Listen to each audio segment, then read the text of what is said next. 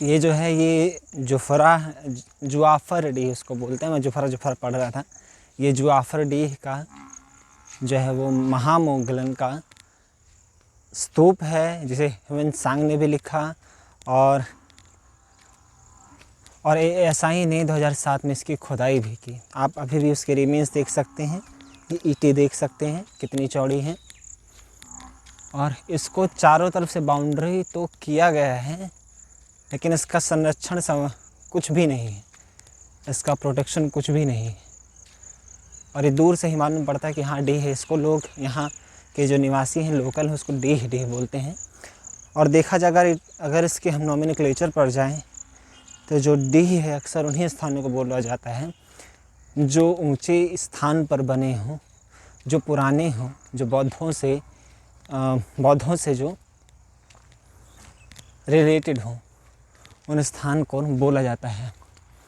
ये आप देखिए, अगर मैं आपको दूर से दिखाता तो आपको ऐसा लगता कि मैं मोहनजोदाड़ो का स्तूप दिखा रहा हूँ या केसरिया स्तूप दिखा रहा हूँ, लेकिन नहीं, ये केसरिया स्तूप नहीं, ये महामोगलन का स्तूप है। ये आप बाउंड्री देख सकते हैं उधर। यहीं पर ASI को ब्राह्मी लिपि में यानी धम्म लिपि में एक ताम्रपत्र मिला था जिस पर लिखा था मुगा। उसका अर्थ हुआ कि ASI ने पता लगाया कि ये महामोगलन का ही स्तूप है, ये परिनिर्वाण स्तूप है। और ह्वेनसांग ने भी इस बात को नोट किया कि ये जो है यहाँ पर जुआफरडीह में ये स्तूप है। और ASI ने ये भी बताया कि जुआफरडीह जो गांव है वो कुलिता गांव के अवशेषों पर ही बसा हुआ है। और ये जो आप ईंटें देख रहे हैं ये सब पुरानी ईंटें, ये सब अगर ये स्तूप महामोगलन के काल में बना है तो जाहिर सी बात है कि ये 2500 साल पुराना होगा। लेकिन ये जो ऊपरी परत है ये नहीं। ASI ने बात बड़ी साफ कही है कि इसका जो विकास हुआ सतत विकास हुआ है। पहले स्तूप रहा होगा, फिर उसके बाद किसी और राजा ने बनवाया होगा, किसी और राजा ने बनवाया होगा, ऐसे कर के है। तो अगर ये ऊपरी सतह की भी ईंटें हैं तो ये गुप्त कहानी लगती है। लगभग आज से ये होगा 1500-1600 साल पुराना। और ज़्यादा अगर हम इसको लूज़ करें तो हो सकता है 8वीं सदी का हो, इसके बाद का हो नहीं सकता, या फिर पाल वंश का मान सकते हैं। लेकिन उसके बाद लगभग ये 1000 साल पुराना है। ये कहीं नहीं इसमें अतिशयोक्ति है, कहीं प्रश्न चिन्ह नहीं है। लेकिन फिर भी लोगों ने बाउंड्री के इस पार जाकर अपनी भैंसें बांध रखी हैं। उधर चिपरी पाथ रखी है, यानी गोईठी है, उसको कंडे बोलते हैं, उसको पाथ रखा। और ये घास फास उगे पड़े हैं सब। इधर देखिए, इधर ताड़ के, इधर पूरा डीह पूरा मालूम चलता है, दूर से ही मालूम चलता है। मैं इसका चक्कर तो नहीं लगाऊंगा, नहीं तो मैं आपको दिखा दूँ कि इतना समय नहीं है, बादल बहुत ज़्यादा है। और इसके बाद मुझे निकल जाना है बिहार शरीफ के लिए। इसके बाद मैं आपको एक इंटरेस्टिंग चीज़ बताऊंगा जो भी मेरे साथ घटी है। ये देखिए आप, कमाल है। लेकिन ये फिर मैं यही कहूँगा कि सरकारें पता नहीं क्या चाहती हैं कि अपने ही धरोहर को संरक्षित नहीं करती हैं, उसको प्रोटेक्शन नहीं देती हैं। हालांकि इसके ऊपर चढ़ना नहीं चाहिए, ना मैं चढ़ूँगा, नहीं तो मैं आपको पूरा गांव दिखाता। खैर वो अलग बात है कि सरकार को इसका प्रोटेक्शन करना चाहिए। बाउंड्री तो बना दी गई है, लेकिन ASI का बोर्ड भी यहाँ नहीं है। शायद रहा हो, समय के साथ टूट गया। जैसे अक्सर सरकारी चीज़ें ध्वस्त हो जाती हैं खुद ब खुद, वैसे वो भी तो हो गई होगी। लेकिन आज ये कई सालों से इसका हाल देखकर ऐसा लगता है कि ये कई वर्षों से उपेक्षित पड़ा हुआ है, इसका कुछ भी। और ये बहुत बड़ा स्तूप है, ये बहुत बड़ा स्तूप है, क्योंकि ASI ने खुद भी कहा था कि 105 बाई 100 मीटर इसकी लंबाई चौड़ाई थी। और इसको देखकर 100 मीटर तो लगता नहीं है, लेकिन क्या कहें। अपने जगदीशपुर का देखा स्तूप, इसको भी देखा। जगदीशपुर का स्तूप तो पता भी नहीं लगता कि वो स्तूप है, लेकिन ये ख़ास तौर पर अपने आप पता लग जाता है कि ये स्तूप है।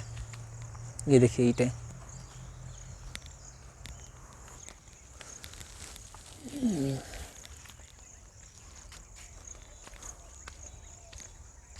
दादा बैठे हैं, बहरे हैं, लोग यहाँ पर बकरी चरा रहे हैं।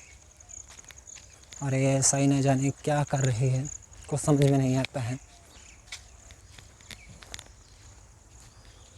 धुआं तक ऊपरे तक, ऊपर नहीं चढ़ना चाहिए, वही तो मेन है। ऊपर नहीं चढ़ना चाहिए, हाँ ऊपर नहीं चढ़ना चाहिए, हाँ, नहीं, हमें नीचे से देखना चाहिए। ओ मने नीचे नीचे है। अब मंदिर के ऊपर चढ़ेंगे, मंदिर के ऊपर नहीं चढ़ा जाता है ना, तो वैसे ही इसके ऊपर भी नहीं चढ़। मंदिर तो मेन मंदिर तो वही बनेगा, मेन मंदिर तो वहीं बनेगा। मंदिर के ऊपर नहीं चढ़ा जाता है दादा, कि दादा भी बता रहे हैं कि मेन मंदिर भाई ऊपर से चढ़ कर देखिए। खैर इनको पता नहीं है, क्योंकि सांस्कृतिक गुलामी यही होती है, जब एक पूरी पीढ़ी जब अपनी संस्कृति भुला दे तो यही हाल होता है। अगर आपको देखना है तो बिहार आइए आप और देखिए कैसे लोगों ने संस्कृति भुलाकर क्या क्या अपने ही धरोहरों के साथ कर डाला है। ये बहुत ही जीवित उदाहरण है और आज भी उतना ही रेलेवेंट है। उधर से कुछ बच्चे आ रहे हैं, हाय बोलो हाय।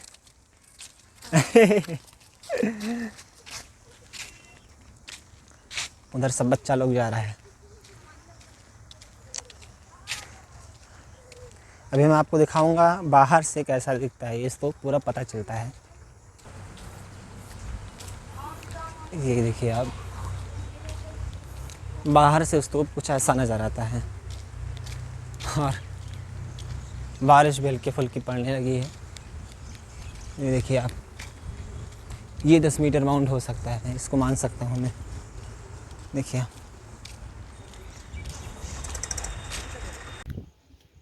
ये जो है ये उदंतपुरा यूनिवर्सिटी है, यही उदंतपुरा यूनिवर्सिटी है। इसके बारे में भी बताऊंगा। पहले आप इधर देखिए, उधर जो दूर तक दिख रहा है वो राजगीर की पहाड़ियाँ हैं और अभी पूरा बिहार शरीफ शहर पहाड़ी से दिखता है। अब बात करें उदंतपुरी यूनिवर्सिटी की, तो इसे कहा जाता है कि इसे गोपाल पाला रूलर ने 750 ईस्वी में बसाया था, बनाया था।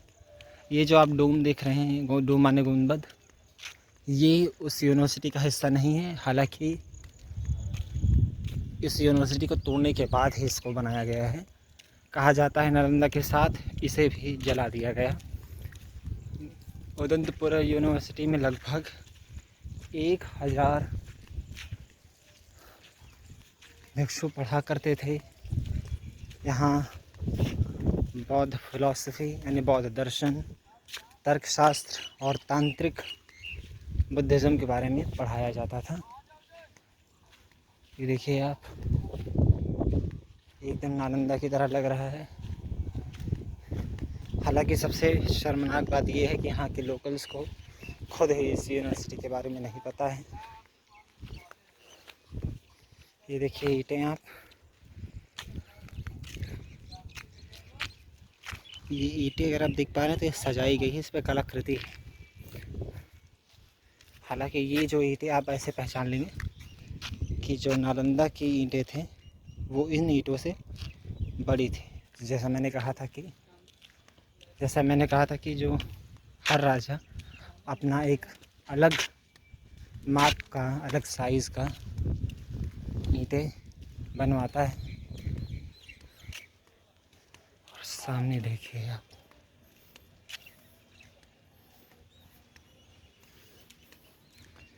इसको सरकार ने बिल्कुल छोड़ रखा है ऐसे ही। लोग आते हैं, इसके ऊपर चढ़ते हैं और बर्बाद करते हैं। 1000 भिक्षु इसमें पढ़ा करते थे।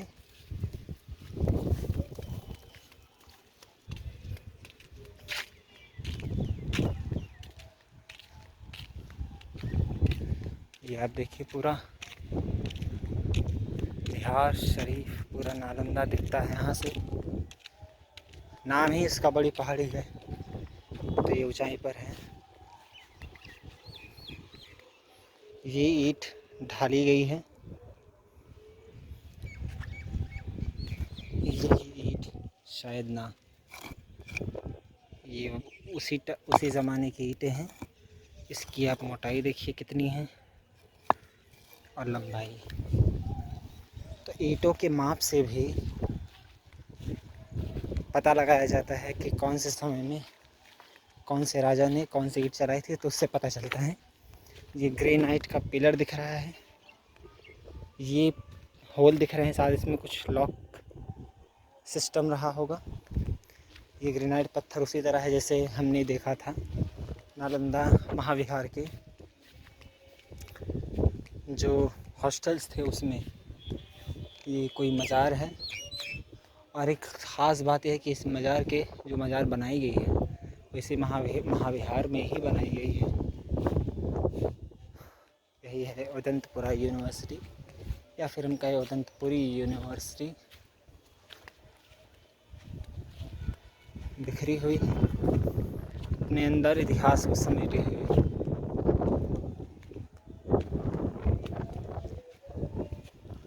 इसका ज़रा सा भी रख रखाव नहीं है, सरकार ने इसको ऐसे ही छोड़ दिया है।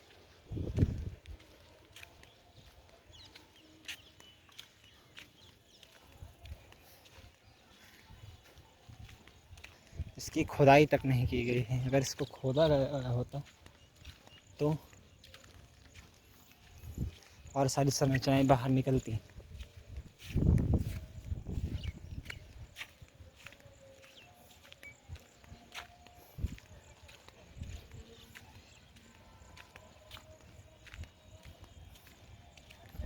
आप देखिए वो जो रोड जा रहा है वो चला जाएगा एकंगराय सराय तेलहरा यूनिवर्सिटी की तरफ, जहानाबाद की तरफ। हमें वहीं जाना है, हमारा जो अगला पड़ाव है वहीं है। बहुत ही खूबसूरत है। यही उदंतपुरा यूनिवर्सिटी है। भारत का शर्म है ये एक तरीके से, क्योंकि भारत सरकार ना बिहार सरकार इसको किसी ने भी सुरक्षित नहीं किया हुआ है। उदाहरण आप देख सकते हैं कि इसकी जो संरचना वो घासें जमी हुई हैं, वहाँ आप देख सकते हैं, वहाँ ईंट की संरचना दिखाई दे रही है, वहाँ ईंट की संरचना दिखाई दे रही है। इसको सुरक्षित नहीं किया गया है। लोग आते हैं, इस पर चढ़ते हैं। जहाँ भिक्षु पढ़ा करते थे उस पर लोग पाँव रखते हैं।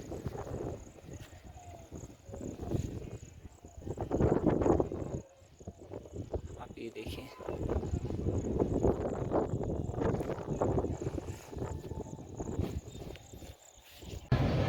अभी मैं हूँ हरमिंदर कौर पटना साहिब, और यहाँ इस गुरुद्वारे में मुस्लिम्स भी आए हैं, और इसी ख्वाब को कई लोग तोड़ना चाहते हैं कि लोग खाली अपने ही धार्मिक स्थलों में जाएं, लेकिन बहुत खूबसूरत है।